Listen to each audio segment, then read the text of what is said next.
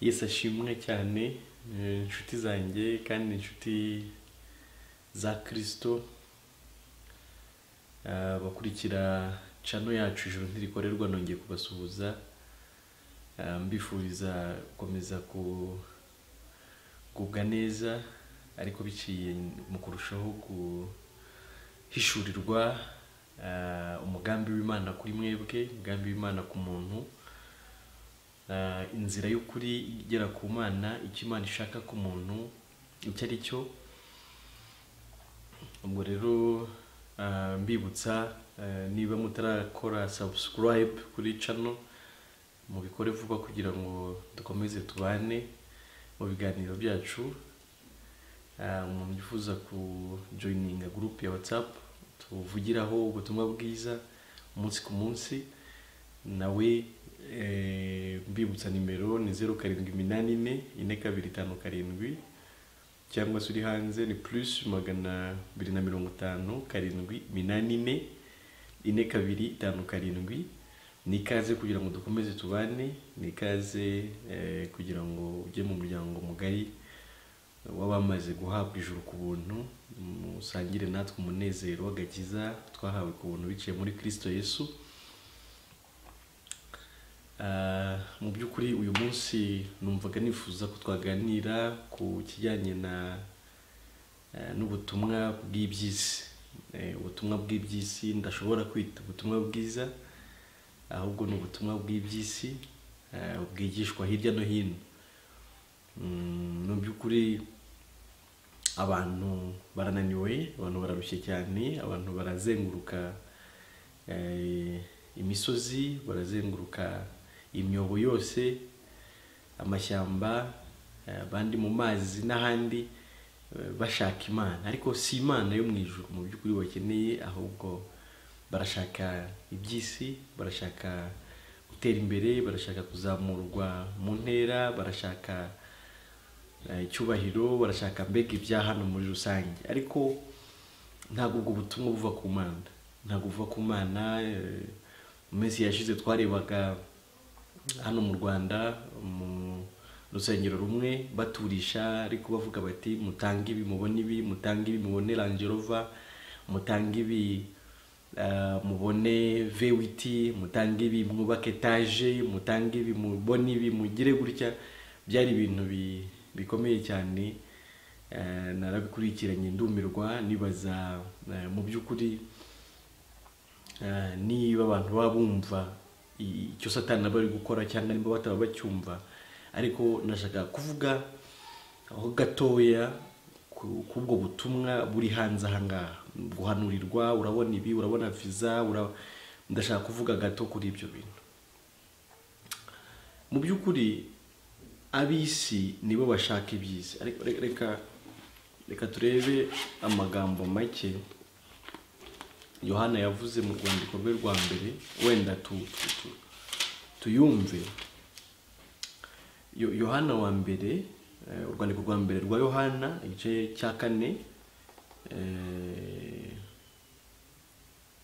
umurongo wa 4 kugeza ku wa 6. Twumva ukuntu abivuga, aravuga ngo bana bato muri ab'Imana kandi babandi mwarabanesheje, kuko uri muri mwe aruta uri mu b'isi. Abo n'ab'isi, nicyo gituma bavuga iby'isi, ab'isi bakabumvira. Ariko twebweho turaba Imana, kandi uzi Imana aratwumvira. Naho utari uw'Imana ntatwumvira. Icyo nicyo kitumenyesha umwuka w'ukuri n'umwuka uyobya uwo ari wo. Ndagira ngo wumve umwuka w'ukuri ni uwuhe, umwuka uyobya ni uwuhe. Yohana akavuga ati bana batoya, bana batoya mwebwe muri ab'Imana, kandi n'umubi cyangwa se umwuka wa Satani mwarawutsinze, mwarawunesheje. Ufite akavuga ati rero abo n'ab'isi bo niyo mpamvu bavuga iby'isi, noneho n'ab'isi bakaza babakurikiye. Ngiki kintu gikomeye cyane. Ab'isi kubera iki rero? Ndagira ngo abantu batinde. Ubutumwa bw'isi, ubutumwa bwirirwa buvuga twavuye ku cyavu, muze muve ku cyavu, mukurwe w'inyatsi, mukurwe no, ibyo ni bya Satani aho biva bikagira, aho uzabyumva hose ntuzigere utekereza ko hari Imana ariyo iri guhamagarira abantu kuza kumva no guhabwa ibyo baba basezeranye bidafite 12. Oya, ntabwo ari Imana. Impamvu nendaga kwisobanura, umwuka uri mu bisi ni umwuka nyine w'iby'isi nanone. Ubundi inkomoko ya byose ni uburyo umuntu yatandukanye n'Imana. Ndagira ngo icyo kintu giye cyumvikana neza. Mu by'ukuri tuzajya tukigarukaho kenshi kugira ngo cyumvikane. Umuntu yatandukanye n'Imana muri Edeni. Ubundi umuntu yararemewe kubeshwaho n'Imana, gutungwa n'ibyayo, kugenerwa byose, gutekererezwa n'Imana. Ntabwo umuntu Imana yamuremeye ngo we yibesheho, yiremera ubuzima, yigenge. Oya, ahubwo ibyo byavuye kukumvira Satani, akigomeka ku Mana, akarya ku giti cy'ubwenge bumenyekanisha ikibi n'ikiza. Niba ayo magambo tuyasobanura utarakurikiye video, wenda ndaza kushyiraho link yayo nsoza kugira ngo uyikurikire nayo. Igiti cy'ubwenge bumenyekanisha ikibi n'ikiza twariyeho ni kihe? Ni uwo mwuka wa Satani wo kwigenga, wo kwigumura, wo kwigomeka. Ni wo muntu yakiriye, nta kindi. Si pome, si ronji, oya, ni uwo mwuka, nicyo giti, ni uwo mwuka wa Satani. Niyo mpamvu yavuze ngo uri muri mwe aruta uri mu bisi. Hari uri muri twebwe abamaze kwizera Yesu, ariko hari n'uri mu bisi. Uri mu bisi rero ni uwo mwuka wa Satani n'ubundi wo kwigomeka ku Mana. Ariko ni giki uwo mwuka wazaniye umuntu? Ikintu uwo mwuka wazaniye umuntu kibi gikomeye ni uko umuntu amaze gutakaza Imana. Abantu tumve neza, umuntu yatakaje Imana gute? Umuntu yatakaje kubeshwaho n'Imana, umuntu yatakaje kubaho Imana imubereye Imana, nawe yibereye umuntu Imana yaremye, ariko ugengwa nayo, ubeshejweho nayo, wiringiye byose ku Mana, udafite ikintu na kimwe yiyiringiyeho. Noneho rero umuntu amaze gutakaza Imana yatakaje umunezero, atakaza amahoro, atakaza yewe na protection. Protection ndashaka kuvuga umutekano. Umuntu ataka, donc yumva ntariho, yumva arapfuye, yumva abuze ahakwirwa, reka mvuge gutyo, kubera ko niba udafite Imana, niba ahubwo Imana umuremyi w'isi n'ijuru mufitanye ikibazo, urumva ko ni uguhunga. Niyo mpamvu wumvisha imirindi y'Uwiteka barahunga, ngo bona bambaye ubusa barahunga. Ubwo rero umuntu yatakaje Imana, atakaza protection, atakaza ibyishimo, atakaza umunezero. Niyo mpamvu biriva ngo nta n'amahoro y'umunyabyaha. Ubwo umuntu yarabaye mubi, aciwe imbere y'Imana. Ubwo rero yagombaga guhunga, akanagira ubwoba iteka ryose. Noneho rero umuntu abuze amahoro, abuze umunezero, abuze ibyishimo, kuko byose yagombaga kubikomora ku Mana, abibuze we yishakira amahoro. Aho hantu byumvikana neza. We yishakiye amahoro, yishakiye ibyishimo, yishakiye umunezero, yishakiye ukuntu yakwihumuriza, ariko biciye mu by'isi. Noneho niho hatangiye noneho kuza ibi byose tubona by'iterambere, byose tubona umuntu ngo agerageze kugira isi neza. Nta kundi kuntu kugira isi neza umuntu abashaka kuvuga ngerageze gushaka umunezero, ariko nkomoye mu by'isi. Isi reka nyishepinge, isi reka nyikore ku buryo indyohera. Reka mvuge gutyo. Reka nkore isi ku buryo indyohera. Reka nyishakemo uburyohe, reka nyishakemo ihumure, reka nyishakemo amahoro. Niho havuye rero ibyo umuntu yagiye yiremera byose. Urumva ngo n'ubundi umuntu yiremeye ubucocero, ariko umuntu yiremeye ubucocero niko Bibiri tubwira ngo Adamu na Eva basanze bambaye ubusa ngo biremera ubucocero. Ariko biremeye ubucocero n'ubundi bagumye kumva bambaye ubusa baranaho. N'ubundi ikintu cyose umuntu agerageje gushakiramo amahoro mu isi, icyo agerageje gushakiramo umunezero mu isi, ibyo wagerageje byose kugeza ku myaka ufite wabonye ko bitayaguhaye. N'ibisigaye byose utarabona ntibizigera biyaguha. Umuntu rero afite muri we inyota idashira y'iby'isi, ariko impamvu mu by'ukuri si uko akunze iby'isi nk'ubikunze, ahubwo ni uko atekereza ko muri byo harimo ya mahoro yabuze amaze gutakaza Imana. Ni uko atekereza ko muri byo harimo wa munezero yabuze amaze gutakaza Imana. Ni uko atekereza ko muri byo harimo bya byishimo yabuze amaze gutakaza Imana. Ni uko atekereza ko muri byo harimo bwa buzima bwiza yabuze amaze gutakaza Imana. Ariko nta burimo ubwo buzima. Ahubwo Bibiliya ivuga ngo iyo umuntu arushaho kugira ubutunzi, mu by'ukuri ngo n'umuruho ni kurushaho kwiyongera aho kugira ngo umuntu abone amahoro ahubwo araruha. Niyo mpamvu rero Yesu ubwe ari we wavuze ngo abarushye n'abaremerewe mu nsange mbaruhure. Reka mvuge iki rero, reka mvuge ngo Yesu niwe wongeye kuba inzira igarura umuntu ku Mana.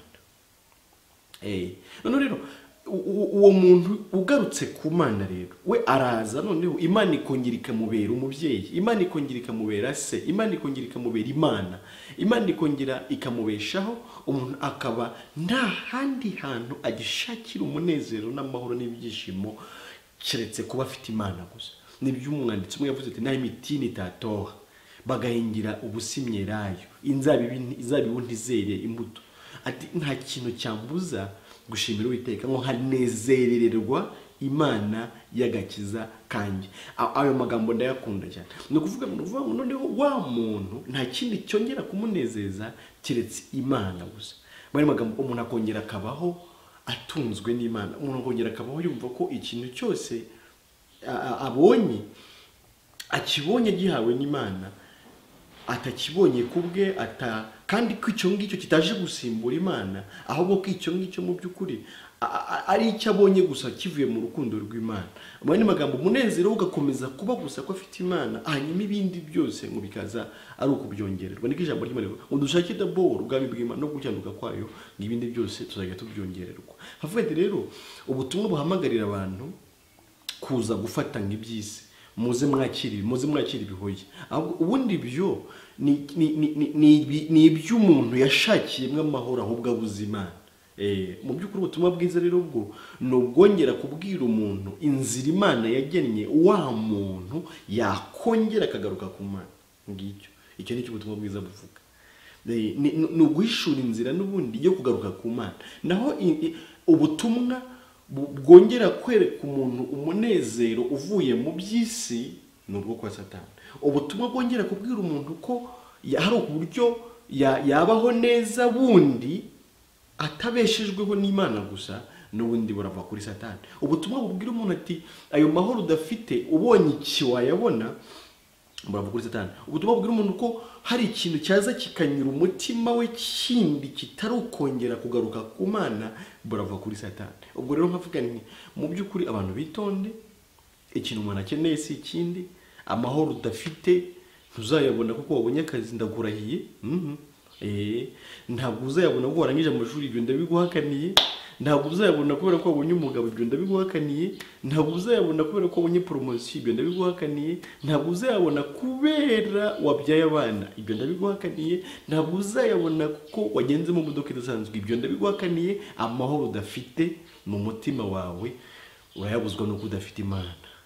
Niwongera kubona Imana uzumva wambaye, uzumva wikwije, uzongera mu by'ukuri wongere kugira bwa buzima Imana yagushakagaho, ari bwo bwo kubaho ubeshejweho n'Imana, ari bwo kubaho nta kindi kintu wishingikirijeho keretse Imana yonyine, ari bwo bwo kubaho unezerewe bivuye ku Mana gusa, ari bwo bwo kubaho utekanye bivuye ku Mana gusa, ari bwo kubaho uri mu bwami bw'Imana bugengwa n'Imana ubeshejweho n'Imana. Kera nigeze nganira n'umudage twakoranaga, ndi kumubwira iby'ubutumwa bwiza, namwe atari gose mbere tundi Imana ubwo ni igiki yamba, ni igiki yamba nkuko. Aravuga ati ngewe nizera niringira ngewe ubwenge mfite, ariko na technology ikoranabuhanga. Nkavuga ni akambwira ati ikoranabuhanga icyo nakwifuza cyose ryakingezaho. Ubwo nibwo bwenge ubundi umuntu yakiriye. Umuntu yumva ko hari indi nzira yabona yamuhesha ibyo we yifuza, agatekereza ko kandi ibyo abibonye abakemuye ikibazo afite mu mutima, ariko sibyo. Niyo mpamvu kuvumbura bizagumaho kubera ko ibihari ntibinejeje abantu. None haba ari telefone isanzwe, umuntu akavuga ati ntabonye smart ntibiza gukunda. Haba ari imodoka ati ntagenze mu ndege ntibiza gukunda, sinakwihuta. Ufite isi irashira no kwifuza kwayo, kamere y'umuntu ntigihabwa ibyiza.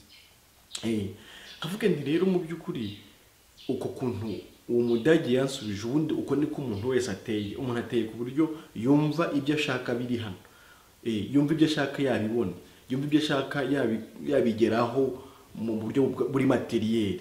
Akavuga ati mbonye bise sibyo, mbonye Imana sinyikeneye, ariko uzabigeraho n'ubundi ntutekane. Ahubwo ukeneye Imana, ibyo bitanahari wagubwa neza, waba amahoro udafite ibyo byose.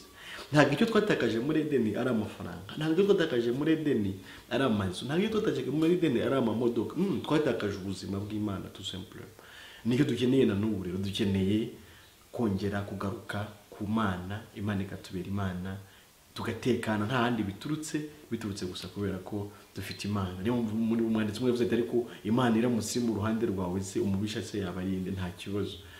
Ubwo rero nkavuga nti nturarikira nawe kudaha umwanya wawe bene ibyo, ntabwo ari byo, ntibiva ku Mana, biva kuri Satani. Satani ukomeza kuyobya abantu ababwira ngo muri bwa bwenge mwanyigiyeho, muri bwa bwenge bwo kwigenga, dore dushakishe bageze no kuri ibi biraba bihagije. Imana se muyikeneyeho iki? Mufite ibise ntimuzaba mumeze neza, mufite ibise ntimuzaba mufite amahoro, mufite ibise mufite abantu bagahora bizengurukaho, ariko ibi byose bidahari dufite Imana twaba turi amahoro.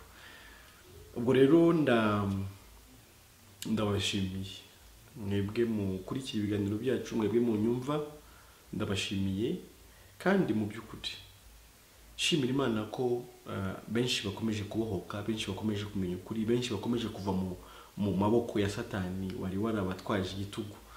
Niba utarabikora nkwibutsa gukanda subscribe, ibiganiro byacu birakomeza, ntabwo ari ubutumwa buhagarara, ntabwo ari oya, sibwo umunsi umwe, sibwo iminsi ibiri, ibiganiro byacu birakomeza.